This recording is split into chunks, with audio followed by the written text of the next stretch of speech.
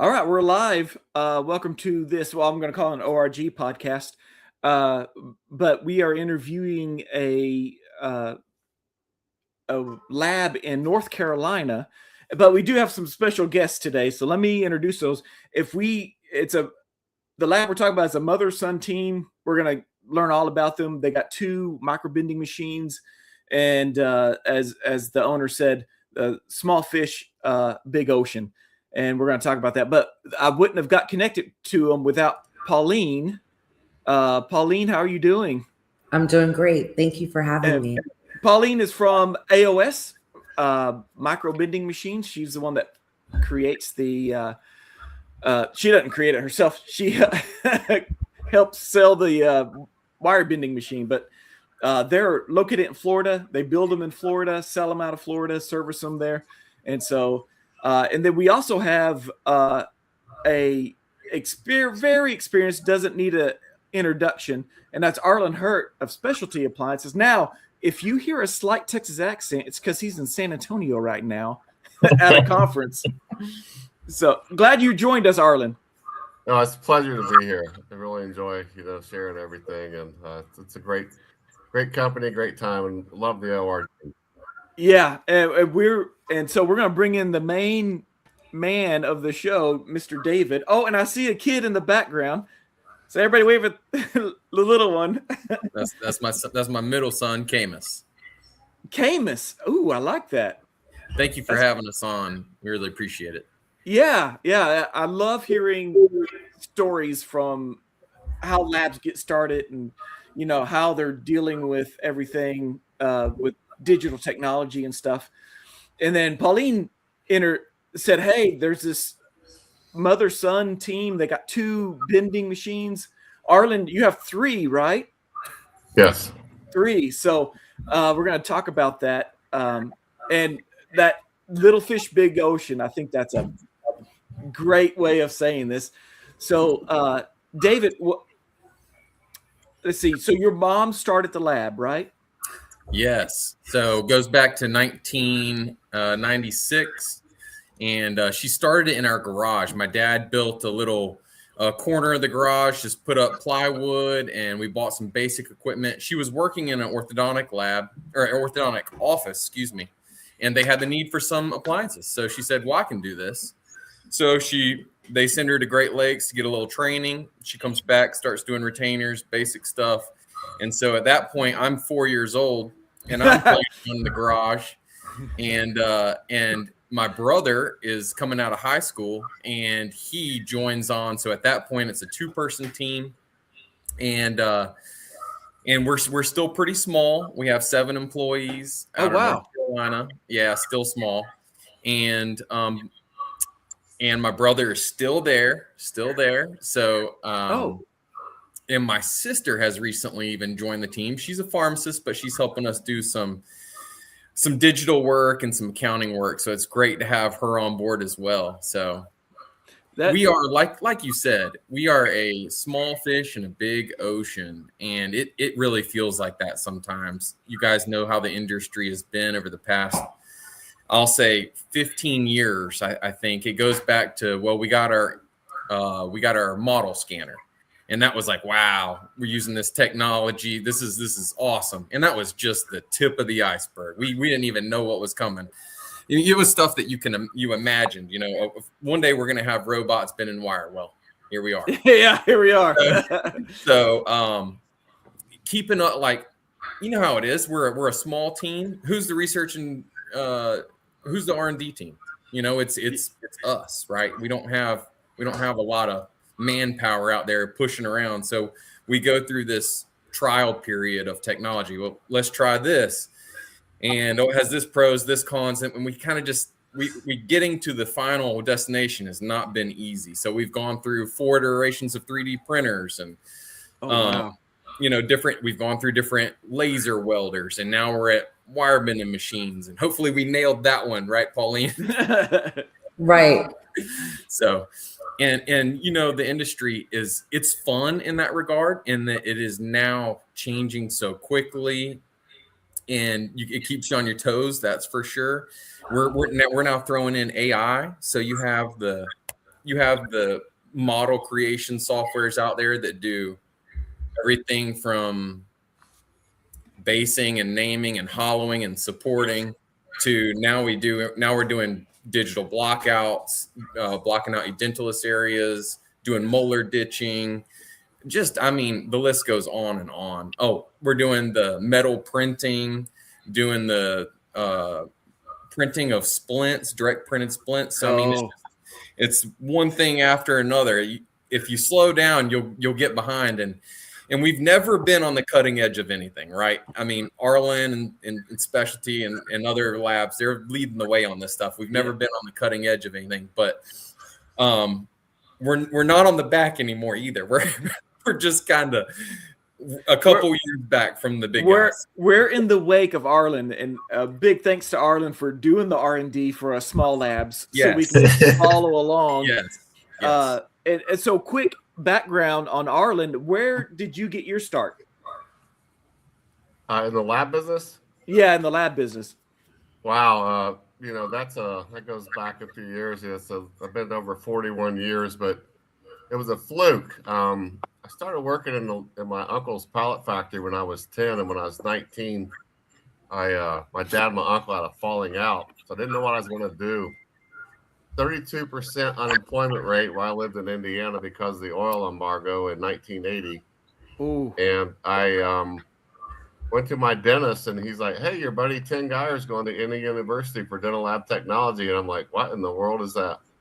So I went and signed up, and I really thought, I really enjoyed ortho, but I thought I did fine with the other specialties, but I thought, well, I'll just do ortho. People's teeth will always be crooked, but preventive dentistry will cut into, the other dental lab technologies. And what was I wrong about that one? I mean, we still have all kinds of people with cavities and everything, but that's what it was. And then in so that was 1984 that I graduated.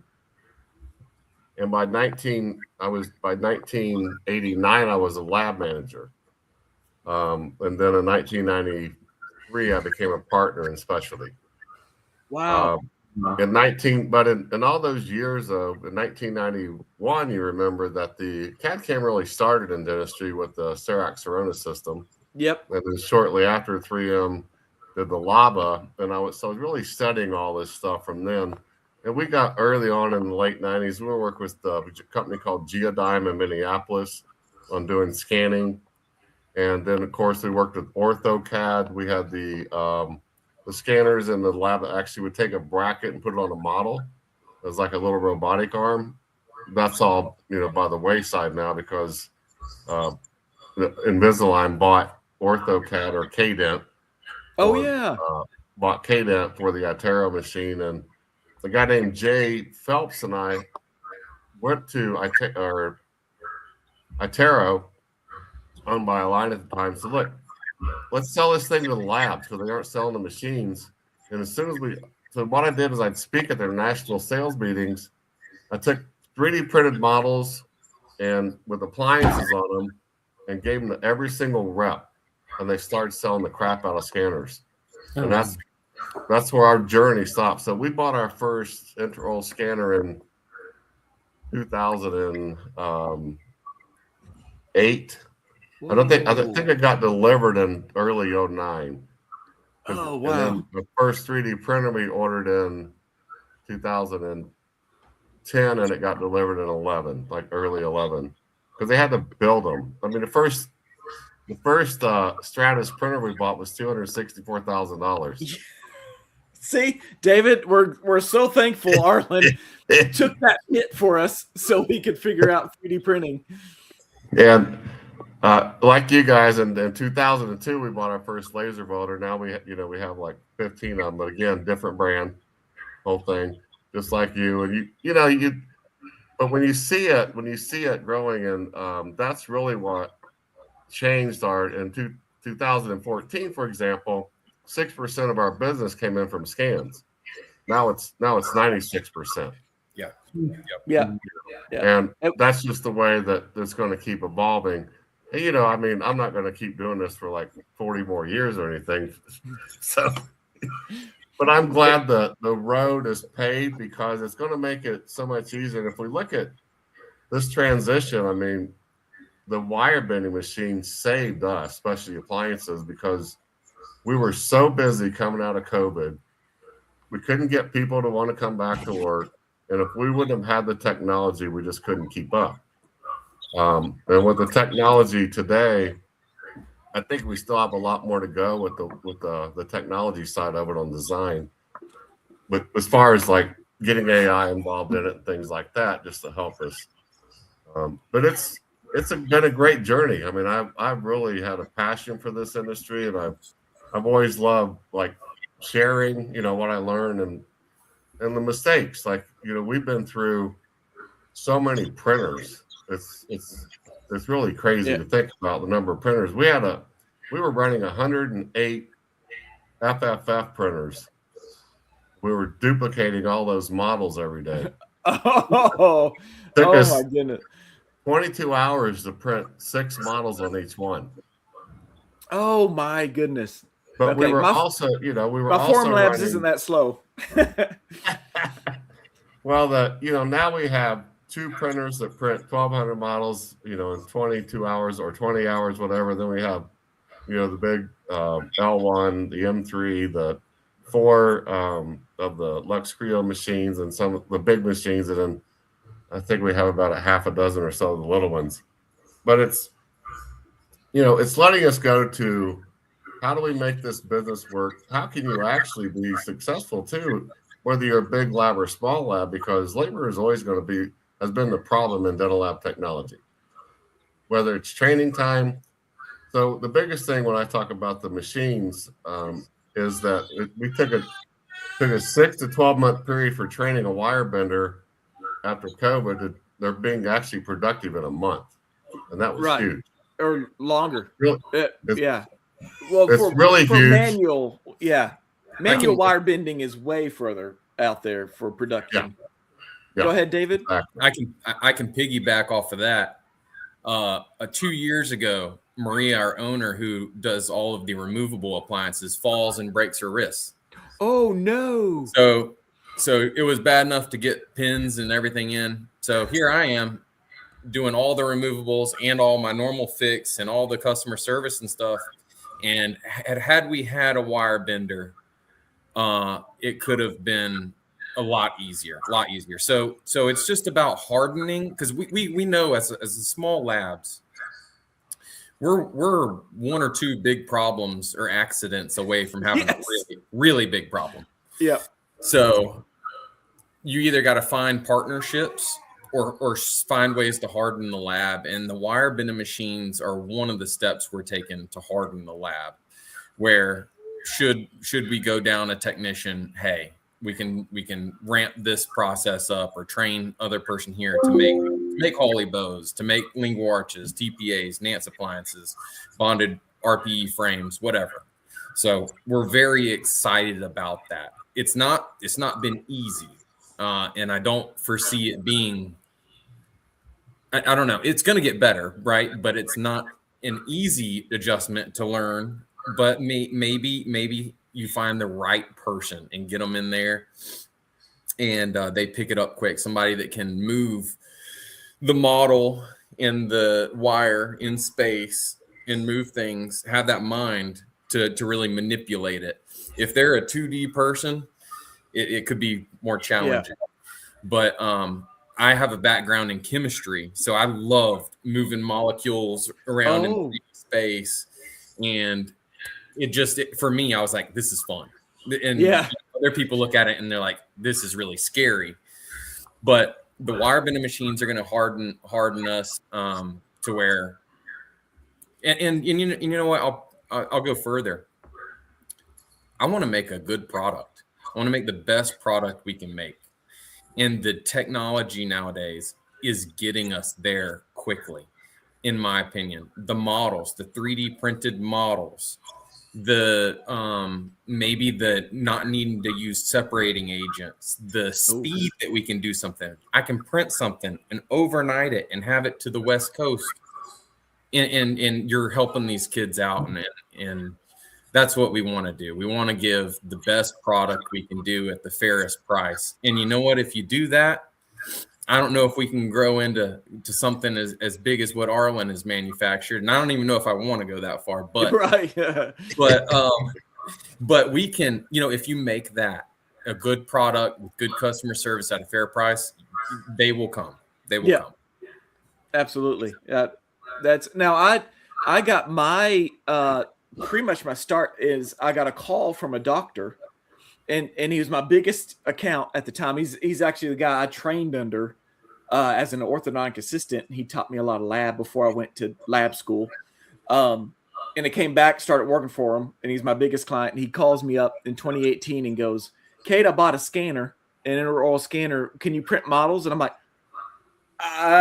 because a few scans I got, I would send them out to somebody to print them for me and get them. But this was going to be a consistent thing. Is that about, okay, let me go back to Paulina. When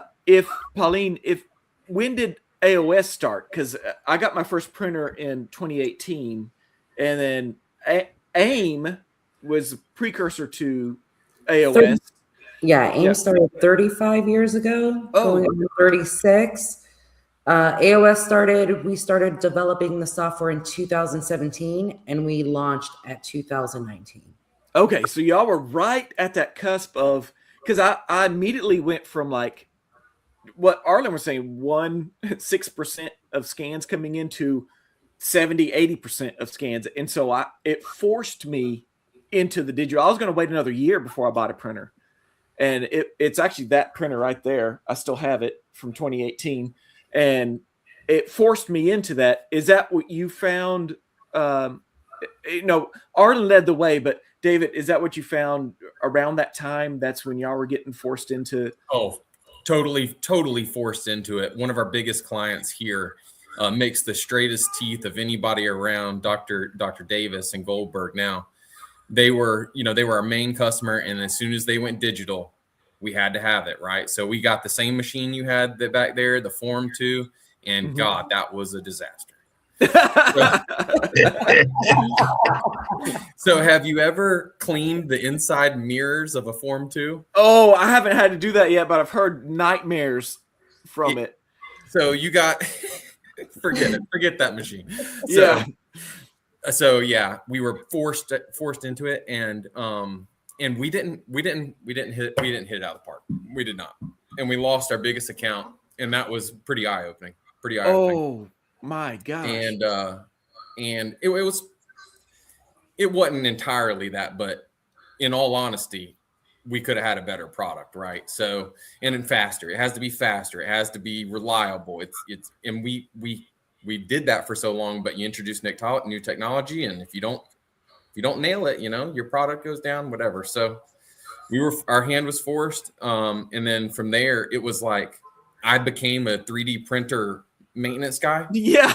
and I'm like, this is not how to make money. This is in not your spare time, right? Yeah. I love this toxic stuff that I know nothing about, and it's just awful. So to Arlen's point, we got out of Forum Labs, we jumped on with Stratasys, and we really rode Stratasys for quite a while, but we bought their machines. So once again, I'm the 3D maintenance guy.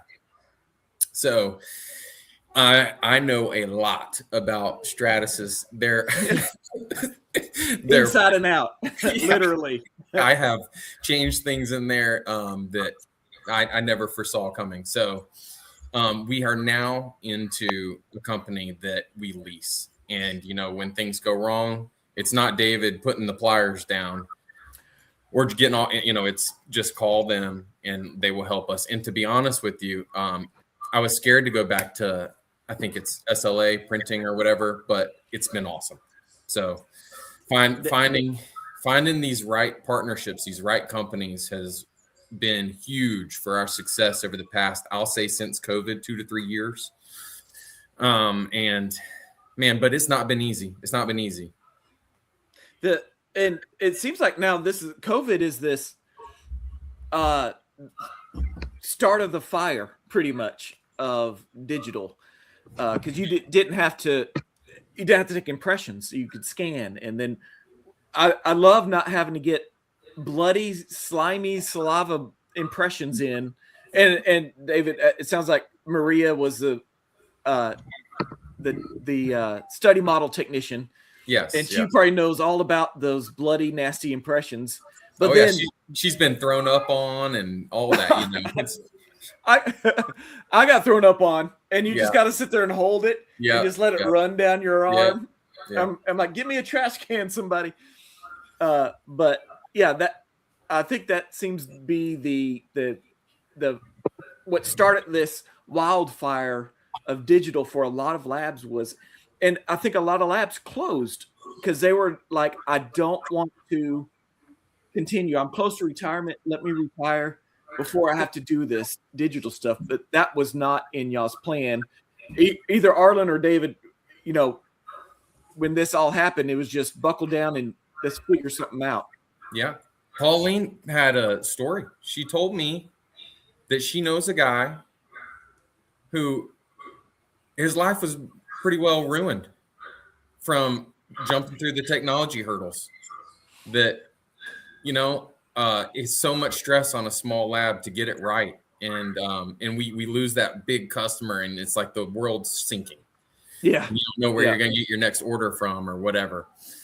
So I'm glad to have some of those issues behind us and strengthen and harden the lab.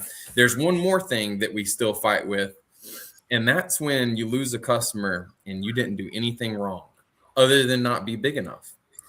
We've had that issue. And I think that, tell me if I'm wrong here, Arlen, I don't know, you guys know, but I think, to go back to your point of 2012 to 14, when intraoral scanners start coming out, so much money's dumped into the industry. Now private equity is interested, and you have practices partnering, and they get bigger and bigger, and they want to partner with the bigger lab. So we've had staple customers that have good relationships and do good work with, and they'll call us one day, and we know they said, we got bought, we're leaving. And I said, well, what can I do? Who can I talk to? And I get lost in the contact chain, and that's frustrating, but I understand it. But it is nonetheless, it is something that we have to battle and figure out.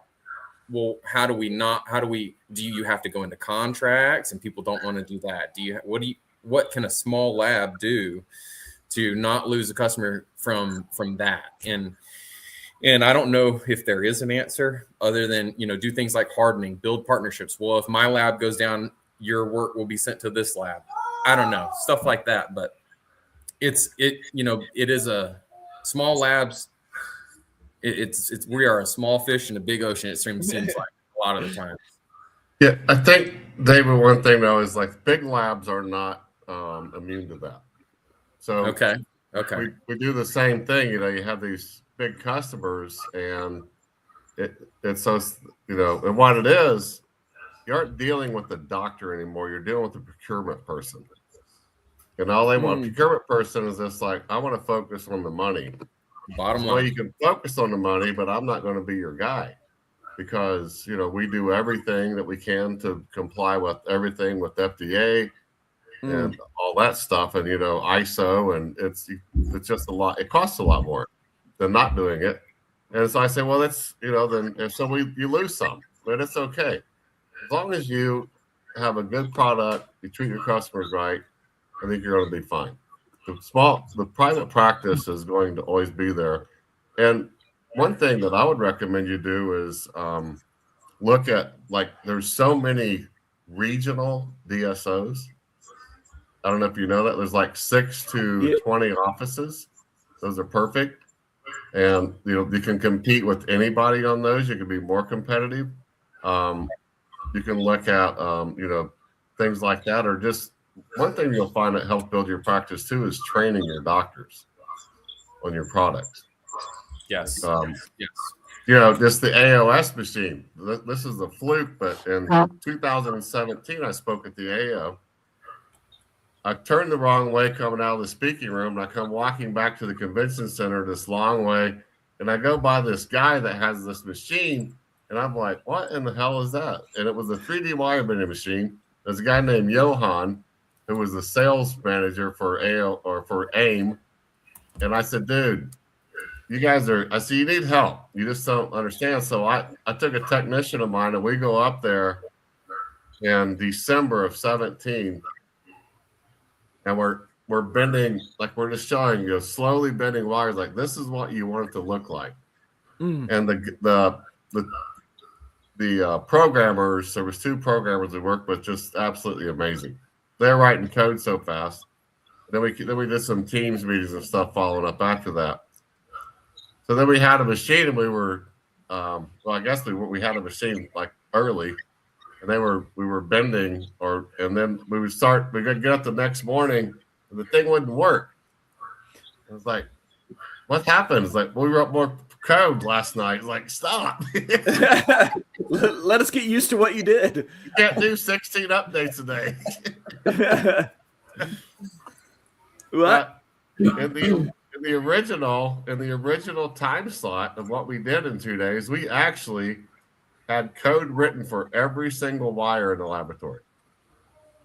Wow. And they even programmed, of course they didn't do all the updates to keep all that up, but it all existed at one point in time in history. But it was a good journey, and I met Constantine, the great guy. Love Constantine to death. He's just a good person. Gave me probably the strongest cup of coffee I've ever had in my life, and I Was it Greek? Was it a Greek cup of coffee? Yeah. I don't know what it was, but it was strong. I was like, oh yeah, yeah. Let's go. It was fun. But it was just a real quick story. We have to leave because they're going to close Atlanta airport because there's 1 or 2 inches of snow. Well, I'm facing that right now, getting home tomorrow. Oh yeah. So we go from Chicago. So we're going to send you to Minneapolis. And then, so we get up at, we slept in a hotel for 3 hours, go back to the airport for our 6 a.m. flight. And so your flight's canceled. I said, okay, well, just get me to the south. That's all I want. Just get me to the south. And the lady looks at me and she goes, how about Hartford? I said, you failed geography, didn't you? Like, Hartford's not in the south. But Yeah. it's been with our machines, and David, you have 2 of them. You do mainly you run 2 main wires in them. Yes, we're doing. It's been we're learning. We're trying to figure it out right now. We're going to set one up for 030 for Holy Bows, and then the other one 036 for TPAs, Nances, and lingual arches. I think that's the most effective thing we can do at this point. Yeah, that's a nice picture of them right there. They're in idle mode there. They have the nice coloring system. Yeah. Let you know if they have a problem, let you know if they're in idle, let you know if they're on. And the spools are pretty easy to swap out, I'll say. The one that's as tricky is the 040 that has a straightener on it. And I'm still learning what to do more with the 040. I had it in mind to bend RPE frames and stuff, and I think we can still do that. I just got to learn it some more. So 030 and 036 right now. That's what we're going to do. I think, we fooled around with the clasps. Should we make occlusal rest, and should we make C-class and all that? And for now, no. For now, we're just going to keep it 030, 036 and see where we go from there. Arlen, who did you hire to run your software at the lab? If you can give us some advice, who to hire? So what I would recommend you do is we approached this in 2 different ways. We tried taking a wire bender and teaching them. Oh, interesting. And didn't work because there's already a resistance. It's taking our job, quote unquote. They have that mentality. And then the next thing that we did is we got a kid that was just a gamer. He came to the job interview showing us things that he had 3D printed. He was so interested in 3D technology. He bought a little 3D printer and he printed all these action figures and things. We thought, okay, this guy's real. He sees 3-dimensionally. And he just was a machine. He literally got up to designing like 80 to 110 appliances a day. And then what we did from that was we took a wire bender then and had him teaching the fine tuning of it. Because he was only doing it like, I'd say 85% or 80 to 85%. And then the wire bender really helped him get that to 90 to 95% plus. So it really worked out well. I mean, you're always going to have a little bit of modulus of elasticity, bounce back. Very easy to adjust though. And that's what I'm saying is it really just can help. It helped tremendously with the skill set needed to become a wire bender, a production wire bender, I should say, because you can get it. And then how we got our people to buy into it, because there was so much resistance, was this guy, the wire bender that bought into it. He was actually, they were doing about 20, 25 from start to scratch a day on retainers. And he all of a sudden he starts doing 40. 45. I'm telling you, it doubles your wire bender's productivity easily. Wow. And that dynamic change, and then we still had resistance, and then some of especially the older guys, that I found them throwing wires away in the trash, and I said, "Oh no!" And I said, "We're not doing this. You either go down this road, or you're going to have to go out the door, because it's not. There's no way. This is the future. It's not replacing you. It's making you more productive. That's why you got to look at it. You can't. It's not. We don't want to replace you. We want you to be more productive so we can grow as a company. Because you can't. Most of these guys can't work anymore. You're working them to death. They're working 10 hours a day or more. They're working 6 days a week because you're just busy. Yeah. That's our lab world. Yeah. I mean, I really in 2020 said I was going to quit working Saturdays, and I'm still working Saturdays. So oh no. It's like, and you said you're a year away from retirement, aren't you? No, that was Brian Williamson that said that. Brian Willison. Yeah. Hey, Arlen, I got a question for you. I don't know. Retirement's so hard to think about, honestly. When you worked your whole life, but we'll see. Go ahead, David. I got a question. So every now and then my hands hurt. And luckily, not to the point of like I'm disabled or anything, but Maria, her hands have been pretty good, but we get sore, right? Do you and I want to hold, I want to hold my baby. I want to be able to go fishing when I'm older. I want to do all these things, and I worry about my hands. And this was one of the things, the wire bending machine, I was like, this could save me. Because I don't know what my future is necessarily. I don't know if I'm going to be bending wires or if I'm going to be doing sales or where does the company go? I don't really know. But I know if I keep it at this rate, my hands are going to hurt because I bend 040 and 036 all day. And it's not easy. I go through pliers. I heard you talking about a story about breaking pliers or using worn out pliers. I had 2 pair of pliers just snap on me just in the past quarter of a year. So it's like, I wonder, have you gotten response from your team about this being better on their hands and longevity in that regard? Absolutely. Yeah. But I can tell you that we've only had 2 cases in all my career of people that had developed carpal tunnel. And both cases were actually people that came into the lab, only worked there 6 months or less, and then actually, one guy actually worked there for 2 months. He already had carpal tunnel when he got hired. We didn't know. Yeah. And it's, a lot of it is, when I teach people to bend wire, you hold the plier and you use your hand to bend it. Okay. If you start rotating your wrist to bend plier, that's where you get carpal tunnel. I've never had any problems with my hands other than, as you know, David and Cade, your hands become so strong you don't realize you may snap pliers, because you do, or you drop them on the floor and they get a hairline fracture and you pick it up and you just squeeze it. Reason I say this, is because when you tickle your kids and you're breaking their ribs, they don't like it. They're like, no, stop.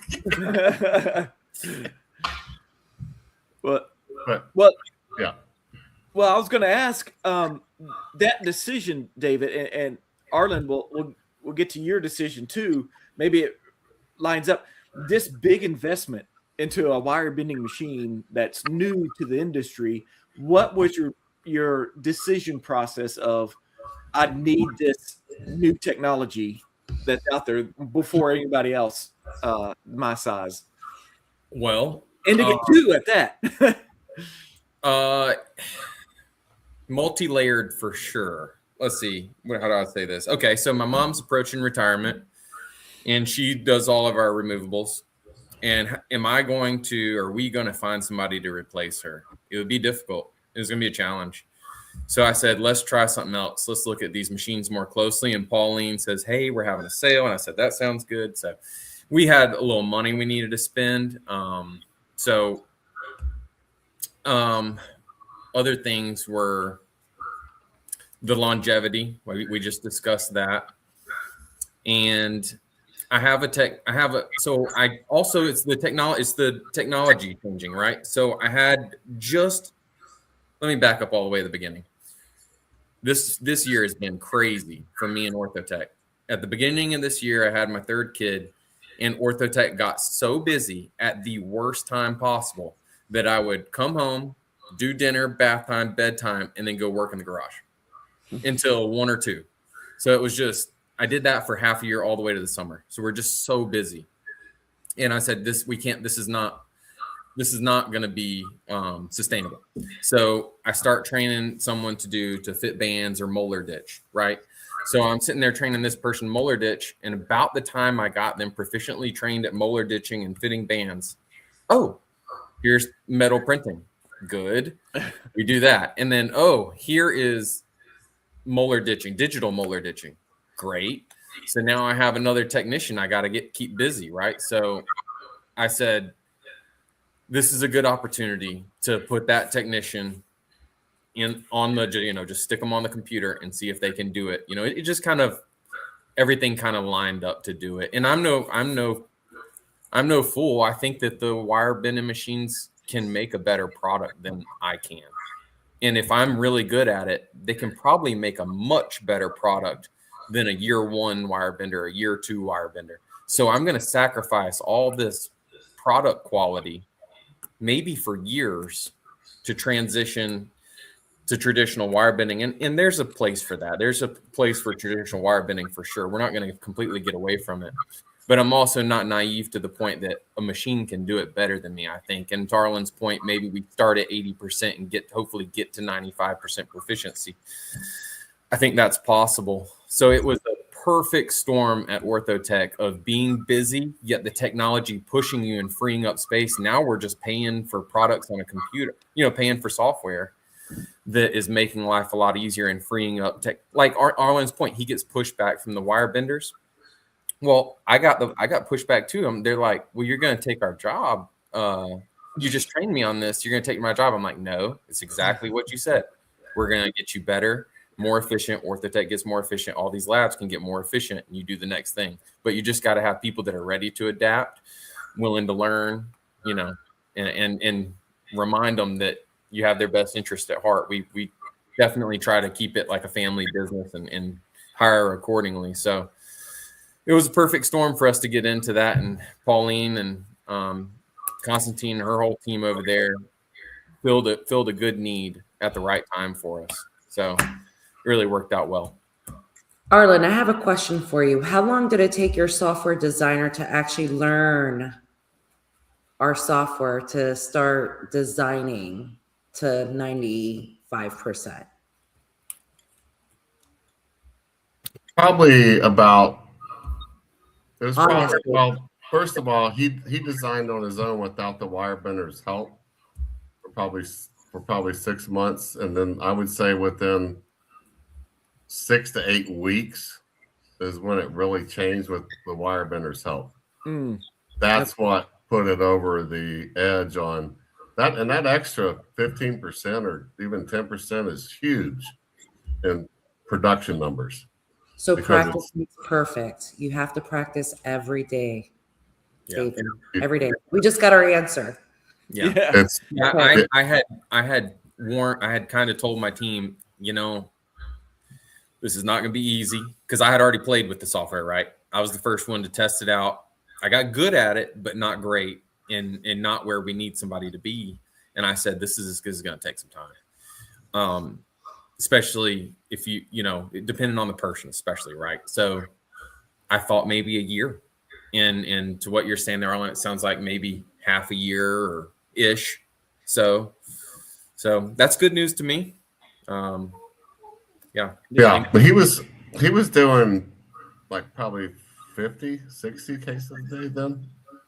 Wow. You know? So do you guys like doing clasps too? If we do class, what we do is if we're going to have any downtime, you can design like, I'd recommend what you do, David, is this. Start with C clasp and just design the C and maybe the up bend. Okay. And then you just run those like after hours. They'll just sit there and run them and dump them out. Like bend 100 of them or something. Exactly. Okay. Yeah. With different diameters, just change the diameter. Exactly. And then that way you have, we do that with, you already do that with probably Adam's class, right? You do that with Adam's class. Yep. Those you could do it with wraparounds. Yeah, exactly. I think that's one of the biggest advantages of the machine's wraparounds. Oh, Lady bow soldered clasp. It's just so, you can do that with the like preformed bows, like for Lady bow soldered clasp. I do like doing the contour to the molars on the machine software instead of taking the time to do that by hand. If you're just going to take that preformed wire, we kind of do everything around the distal of the tooth because we can do that quick now on design compared to what it's going to take a technician. Because, I mean, face it, a technician could be 40 plus minutes for a wrap. So if you can get that down half that time, and they're also doing the support wires, that's fantastic. And they need some of Constantine's coffee over there. Yeah. Yeah. Exactly. Well, I found that out. Anybody needs that stuff. Yeah. One of my live streams was Man Against the Machine, and it was me against Alex and the AOS microbender. And I'm telling you, I was keeping up because I was bending and they were designing and bending in the machine until we got to the wraparound. And it took me, I forget how long, 30, 40 minutes to do the wraparound. And Alex had designed and bent 2 of them. He lapped me. And I was like, holy cow. I'll tell you. That was so fast. That's eye-opening. You love it when you can really put the data to put it to the test. Another thing that we're really loving right now, and we're sending cases to the machine is for duplicate retainers. So somebody orders 2 Hollies. Yes. Boom. Here's 2 of them. You only designed it once. Yeah. And then replacements, save your files, go back and get them and print them. I didn't even think about that because I get that every once in a while. I was like, patient wants to, a mom knows they'll break it, that she wants to order 2. And I always hated that because there's always a little bit of difference every time I bend a retainer, even though it's the same mouth, they'll be a little different, even though I try to make them. But with the machine, it's going to be exactly the same on Very both close. of them. Yes. Yeah. And I think we didn't really say this, but we're saying it in a roundabout way. And when you mentioned quality, David, what the machine gives all of us is consistency. That's what's really cool about it. The right loop looks like the left loop. There's not a big one and a little one and a tall one and a short one. Because, some of my people, it might be different where you guys are at, but some of my people come in on Mondays especially, and it's like, you're a little googly-eyed today, aren't you? Like, have you looked at this? Looks fine to me. Yeah, your eyes are not focusing. Oh, it's so true. David, what's that? Maybe you can actually ask Arlen, what's that appliance where you said something about the loop if we can make it smaller in diameter? Yeah, so that's going to be a challenge. Maria, I was just talking to Maria, our owner, about this, and she said I've spoiled our customers, and I don't know. Maybe I have. I don't know. But for lingual arches, you get that omega loop, and we work on some pedo cases with really small mouths. And and for a regular mouth, I like the loop pretty small. I don't get any complaints about that. And the AOS machine's loop is significantly larger. So we were talking about it, and she said, well, maybe you just, it's unknown waters. Maybe Arlen knows more than I know about it. I think you can only get to a 4 millimeter radius is the smallest that it goes to right now. I think I could be wrong about that. I think that's it. So it's a larger loop than what I usually use for lingual arches. But hey, maybe that's a good thing. Maybe, I don't know. I'm really not sure. But there are limitations to the machine in that. Yeah. Yeah, honestly, because of E, if you're going, E is going to be at least 10, 11 millimeters from mesial and distal. They're big teeth. So I don't think are you talking about banning an E and you're worried about the D? Or would it be banning a 6? Because I wouldn't worry about anything smaller than 5 millimeters is our standard. For lingual arches? Yeah. The adjustment loops on lingual arches. Okay. Yeah. That's our standard, is a 5 millimeter loop. Okay. Maybe it's not the diameter. Maybe it's the length. The width from the vertical. Yeah. Okay. Maybe my problem is the length, that I need to smush it down, and I've tried to work on smushing it down. It's probably something that I haven't learned yet how to properly use. Just moving those endpoints on that loop to shrink it down to how long the loop is, not how wide it is. Pauline, is that 2 millimeters? I believe so. On the so you probably would be 4. Yeah, what you're talking about, Dave, would be from the bottom of the loop to the parallel of the lingual arch to be 4 millimeters. Yeah, I don't think you can get it smaller than that at all. Yeah, that's the difference in what I've done. And Arlen, what do you think is coming at me? Am I going to get a bunch of, hey, what are you doing different? Why'd you do this differently? Or who's the new guy you hired? Well, no, I would explain to them that you're using the machine to make a more consistent product. Train your customers. Exactly. That's exactly right. And because it also is going to make it easier for you to adjust. Yeah. Yes. That's what I was wondering, is the pliers get in there, and maybe it is a little easier on them. It's bigger in the patient mouth, but maybe it is easier chair side. It's in an area that after really 4 or 5 days, they don't even realize they have it in their mouth, though. Yeah. Okay. Well, and that's something I've noticed when I got to play with the wire bending machine is I couldn't finish my wires like I usually put a loop on the end. Well, that's impossible for these machines right now. I'm sure give it a few years, they'll be doing loops for us. So I've just started to learn, okay, Cade, it's okay. You don't have to put your standard loop in the acrylic. You can just go forward. Like I used to have to bend when I worked for other labs, because the mark of a great manual wire bender is being able to mimic another wire bender. And that's my opinion, is can a great wire bender, can they duplicate what you just showed them? And so I would bend the wires lingually or forward. Have y'all made, I don't want to say, I'm missing the word, concede to how you finish out your wires? Just, you're like, okay, this is just how it's going to be. Kind of like the loops on the lingual arch. No, not so much. Not me. Yeah, so yeah, honestly, we'd have techs come from other labs and everything, but I always, if you go in and you just take the wire and put a 90-degree angle on it, there isn't a human being that's going to pull that wire out of acrylic. Right. Doing helicals, I think it creates a challenge, because that helical has to be on the exact plane where you're going to have to, where you can visually see a plane to go down across the tissue in the vault. And then because what I would do is I would make, when I'm bending it manually, I would, bend it down put a retention bend. I automatically 5 millimeters later, I bend it straight up so I have a handle. Oh yeah, yeah. When you're bending it by hand, Yes. you take it off, take it on and off. That's just how I always, bent wire. Now with the machine, you do that, and we even will take that one side and bend it up and make a handle with it. Yes.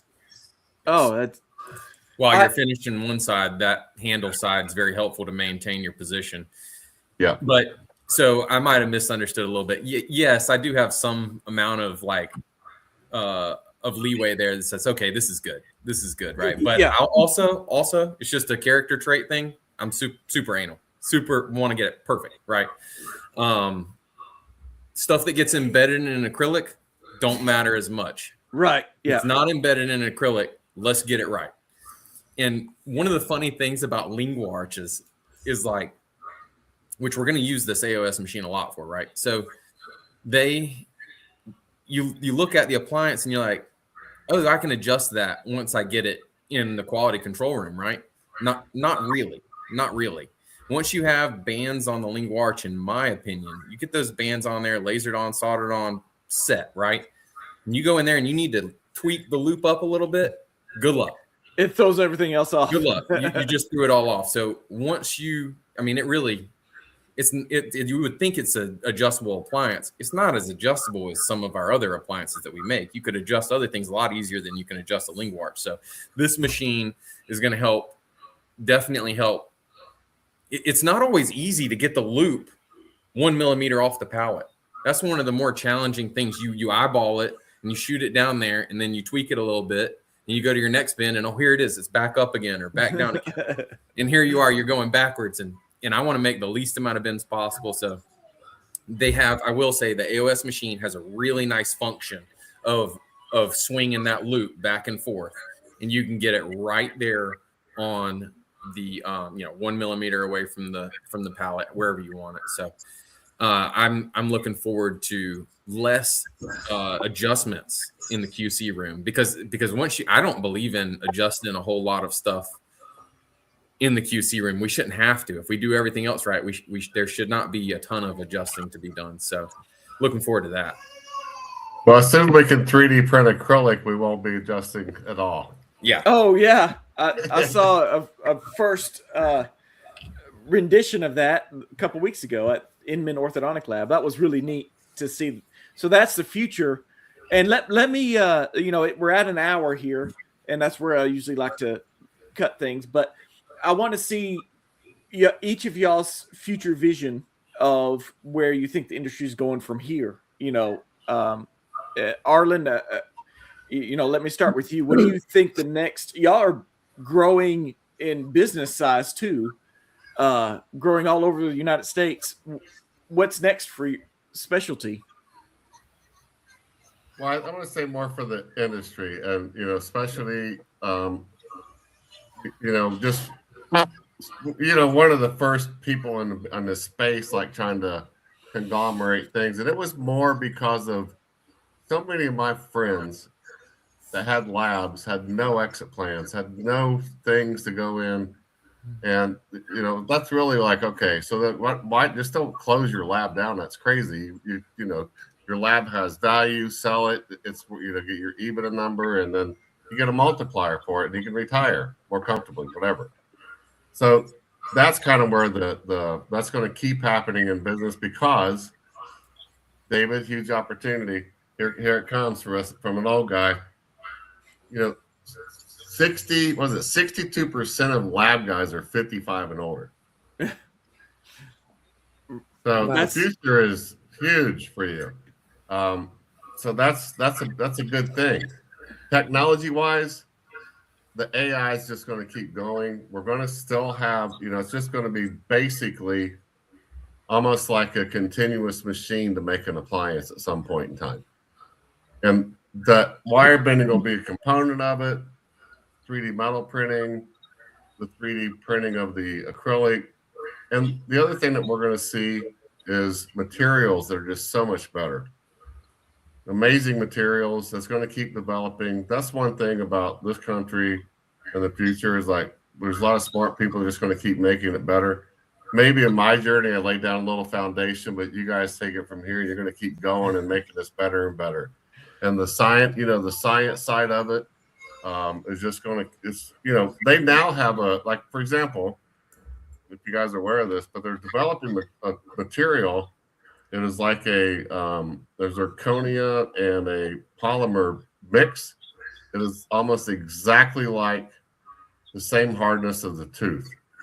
Oh, nothing we've ever had is like that. It's, anything we've done for restorations in the last how many years? I mean, gold's the best, but we can't afford to use that anymore. you're right.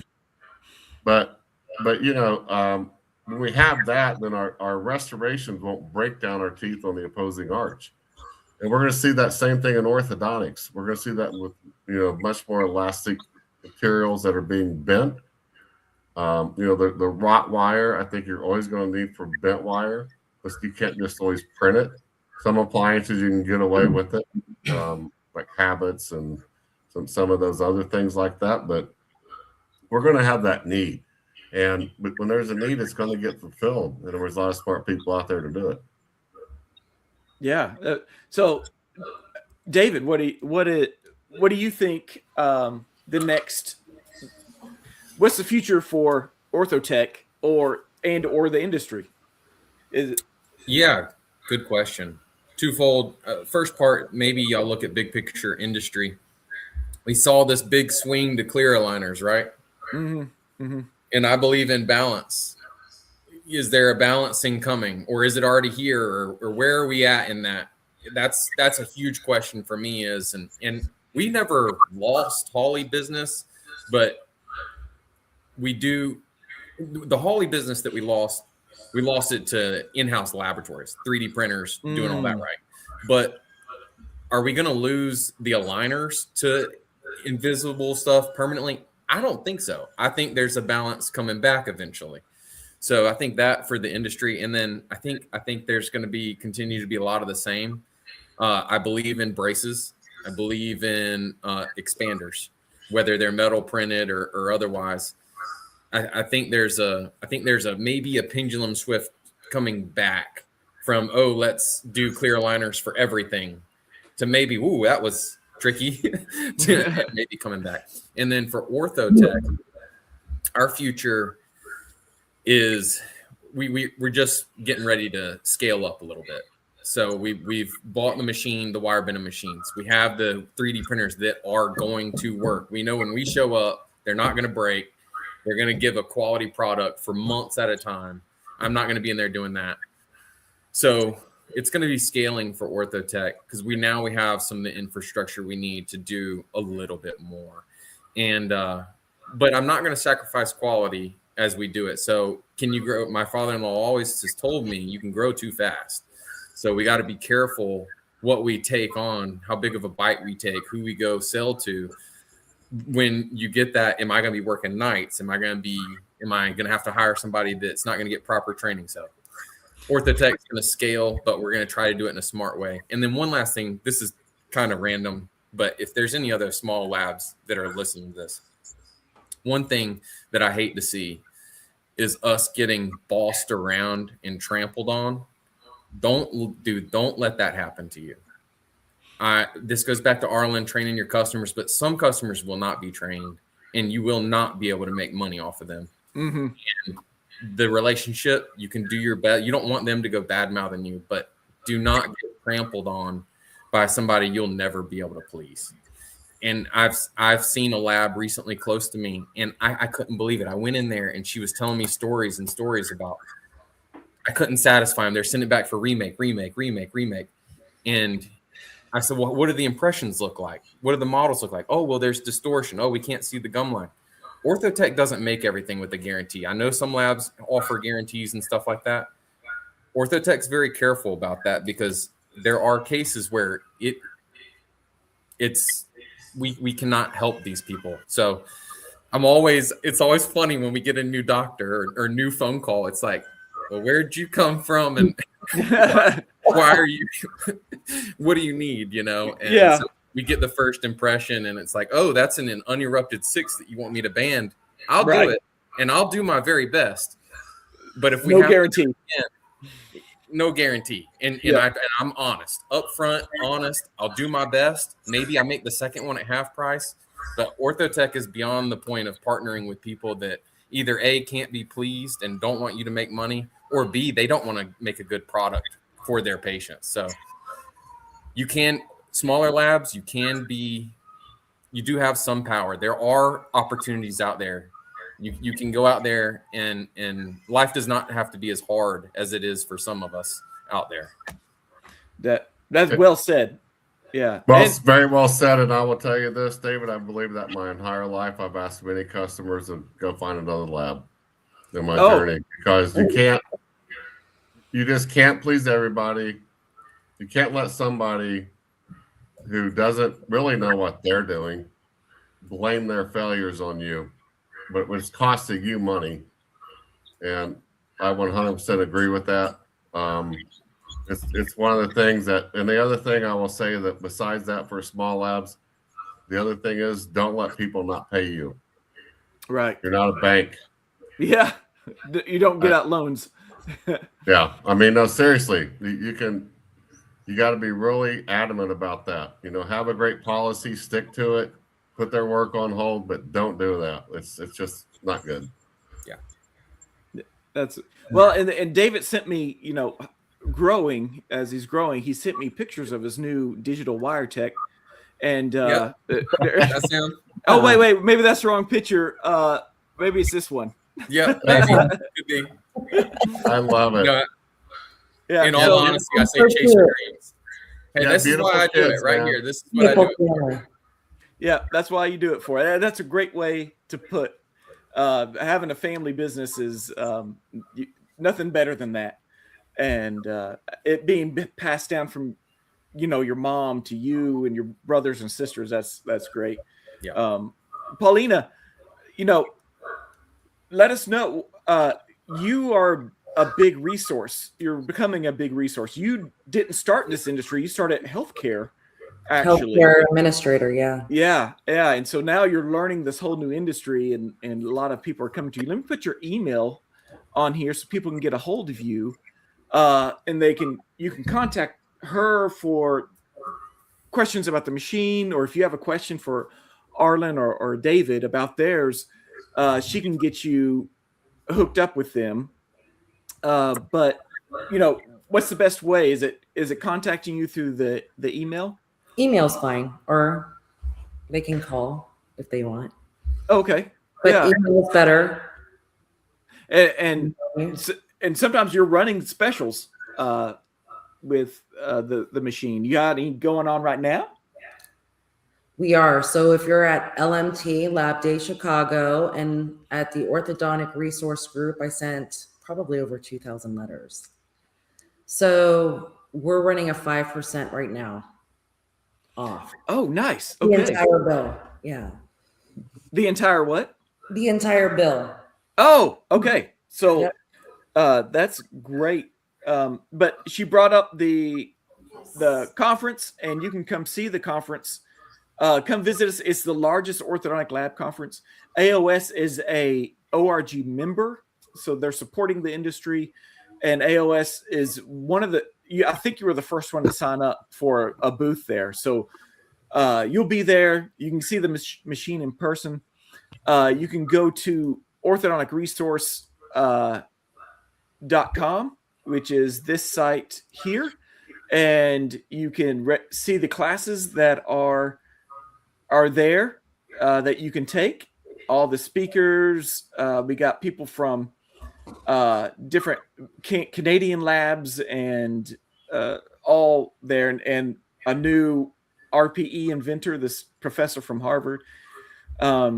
So just letting you know, come register, come visit us at the ORG site, or go to the ORG website, orthodonticresource.com, and you can register there and come see. Wait, where did I go? Just come see Arlen. You're going to be there, I believe. Yep. And then Paulie, you're going to be there. I don't know if David's gone. We're going to try to get him to go. He's got a lot of little kids to take care of.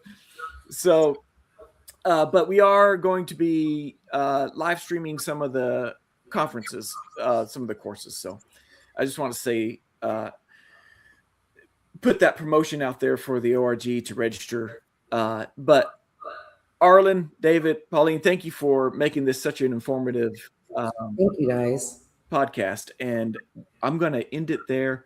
And David, go take care of your sick wife and kids, and so you can get back to wire bending. Thank you, guys. All right. Thank you, Arlen. Thank you. Thank See y'all later. Kate. All right.